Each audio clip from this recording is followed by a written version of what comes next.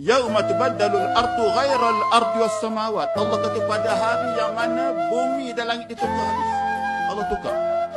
Bermakna bumi mahsyar ni Allah ditukar. Tukar. Kalau kita zon yang baik, Allah akan bantu kita. Kita punya zon yang baik pada Allah SWT. Para ulama serta masyarakat Islam di negara ini dikejutkan dengan berita Ustaz Dr. Muhammad Sobri Awang yang dilaporkan meninggal dunia selepas rebah. Pensyarah kanak di Fakulti Syariah dan Undang-Undang Universiti Sains Islam Malaysia USIM, Dr. Muhammad Sobri Awang yang meninggal dunia ketika menyampaikan kuliah subuh. Ia meninggal ketika menyampaikan kuliah subuh di Surau Al-Ittihadiyah, Seksyen 9, Shah Alam, Selangor. Keputusan Bedah Siasat mendapati punca kematian Timbalan Pengerusi Majlis Ulama ISMA MUIS, Dr. Muhammad Sobri Awang disebabkan serangan jantung.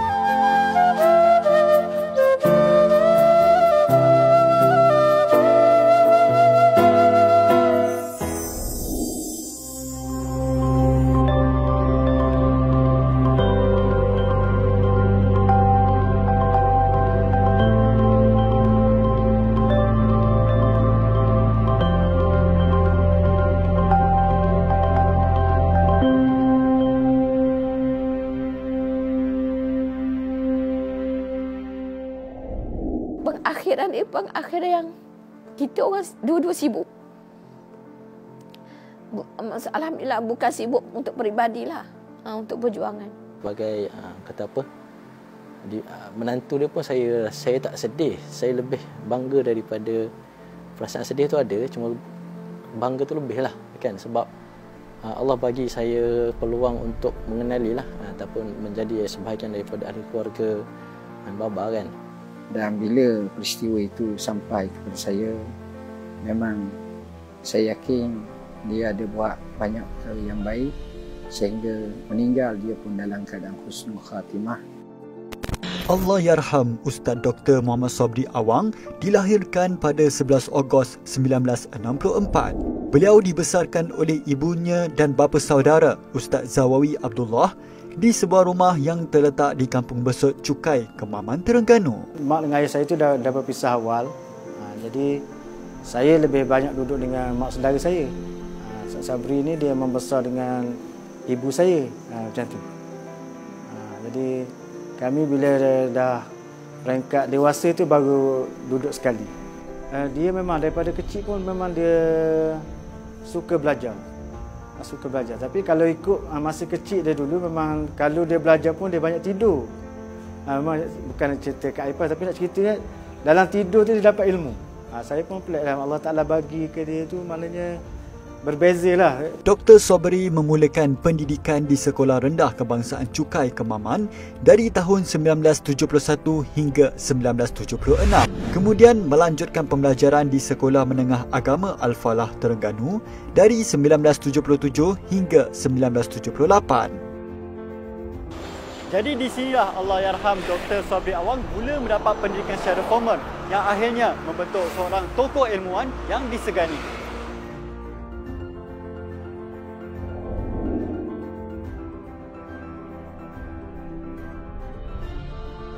Ana sebenarnya dengan Ustaz Sabri ni kalau kira tahunnya tahun 77 lah, tingkatan 1 di Sekolah Menengah Agama Al-Falah, Kemaman. Masa tu kita sekolah Arab, dia tingkatan 1 dan Ana tingkatan 1 lah. Mana kalau kira pertemuan tu 46 tahun lah ke. Tahun 77 dengan 2023. Ustaz Sabri ni dia dah cerdik. Dan mungkin suasana dia membesar tu dalam suasana pondok kan, sebab atuk dia tu adalah tuan guru di daerah Kemaman tu, dan pak saudara dia mengasaskan pusat Islam. Jadi dia sekeluarga tu memang duduk di situlah, ayah dia dah tak ada.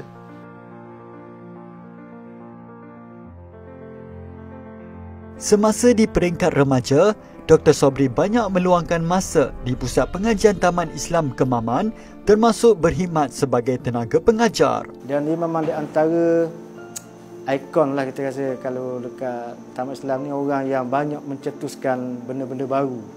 Kadang-kadang saya minta banyak pendapat dia untuk mentadbir sekolah, macam mana cara dia untuk pengurusan, untuk perbaharui sistem pengajian apa. Memang dia banyak bagi semangat idea lah untuk sekolah kita ni. Pusat Pengajian Taman Islam di Kemaman, Terengganu ditubuhkan pada tahun 1977. Pusat pengajian bersistemkan pondok moden ini diwujudkan atas rasa kesedaran betapa pentingnya ilmu agama dan didikan kepada anak bangsa. Keadaan agama ini semakin hari semakin lupuh, semakin hari pupus. Manusia banyak meninggalkan agama. Jadi oleh itu kami dengan orang kata keinsafan, itulah sebab kami membuka tempat pendidikan ini untuk orang kata cuba menyelamatkanlah, khususnya untuk menyelamatkan manusia di dunia dan di akhirat ialah melalui ilmu agama. Wa yu'ta arba'ah lil muqa wa yu'ta arba'atu akhmasiha lil muqatalah. Bahagi 1/5. Belajar pondok ni dia belajar tentang agama, yang mana sekolah-sekolah lain tak samalah belajar macam dekat sini. Sebab apa tu, ada banyak cabang ilmu yang saya boleh tahu. Lepas tu ada bahasa-bahasa yang susah untuk kita tahu, tapi kita kena cari tahu untuk tahu sesuatu ilmu.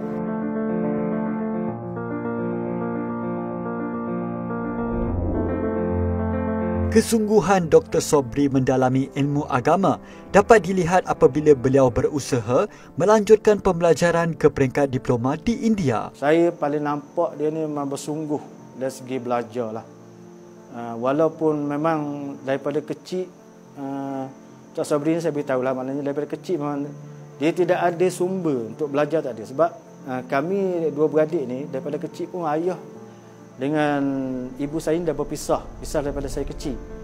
Jadi untuk belajar tu kita pendapatan tu memang tak ada lah. Mak saya memang tak bekerja. Jadi nak belajar tu memang tak ada. Cuma semangat dia belajar tu dia tinggi. Tak sempat ambil SRP. Dia dihantar ke belajar di India, di Darul Ulum, Lucknow dan juga Deoband. Kemudian daripada situ dia dapat diploma. Ketika itu ada muadalah di antara Darul Ulum dan Universiti Al-Azhar. Jadi beliau pergi ke Azhar tahun 3 dan tahun 4.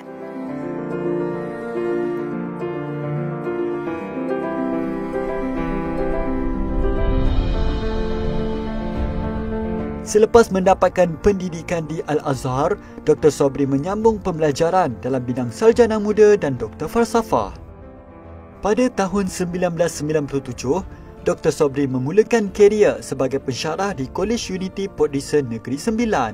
Melihat pada pentingnya pendidikan Islam, beliau bersama rakan seperjuangannya di Kolej Unity telah berusaha mewujudkan diploma pengajian Islam. Sekitar tahun 1997 ataupun awal 98, maka hubungan itu berkembang sehingga kami dapat mengasaskan diploma pengajian Islam. Dan alhamdulillah beliau seorang yang gigih, seorang yang bersemangat dan orang yang menekuni ilmu, terutamanya dalam bidang ekonomi Islam. Dr. Sobri kemudiannya dilantik sebagai Ketua Program Diploma Pengajian Islam. Selain itu, Dr. Sobri juga antara perintis bagi subjek Diploma Industri Halal di Malaysia. Jadi masa awal-awal tu, Dr. Sobri bersama dengan Prof. Dr. Yusof Arwah juga sebenarnya, kalau kita tahu dekat UPM, telah mengadakan perbincangan untuk buat Diploma Pengurusan Industri Halal. Yang saya kira waktu tu, Diploma Pengurusan Industri Halal ni adalah perintis di Malaysia. Jadi masa tu saya pun, kita orang syariah nak kena bangunkan apa dalam halal ni kan. Saya pun tak confident sebab kira saya masuk bekerja dalam 2009. Jadi selepas terlibat dengan pembangunan diploma pengurusan industri halal, jadi kita pun rasa boleh ke nak buat ni kan. Tapi alhamdulillah Dr. Sobri ni memberi sumbangan dalam bidang syariah, manakala Prof. Dr. Zulkifli ni memberi sumbangan dalam bidang food technology. Jadi hasil gabungan tu terjadilah hari ini diploma pengurusan industri halal dan pernah meletup di College Unity ni pun. Semasa di College Unity, Allahyarham Dr. Sobri terkenal dengan sifatnya yang tegas dalam soal pendidikan. Namun beliau banyak membantu pelajar-pelajarnya, terutama mereka yang menunjukkan kesungguhan mahu melanjutkan pembelajaran. Salah seorang anak didik beliau adalah Ustaz Muhammad Sofi Mustafa yang menganggap jasa ditaburkan Dr. Sobri terlalu besar. Ia termasuk menerimanya sebagai seorang pelajar kumpulan pertama pra-diploma pengajian Islam di College Unity. Waktu saya pergi tu, daftar dengan keluarga saya waktu tu, kebetulan program ni dah penuh. Sebab dia tak berani buka banyak-banyak sebab first program lah penuh. Tapi waktu tu arwah ayah saya lah merayu dekat Rustia untuk bagi peluang sebagainya. Akhirnya Rustia kata pergi jumpa ketua program.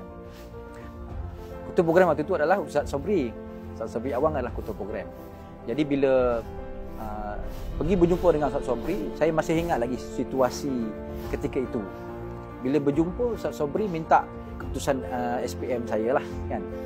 Bila dia tengok saya punya SPM pendidikan Islam tu A, tu dia terima.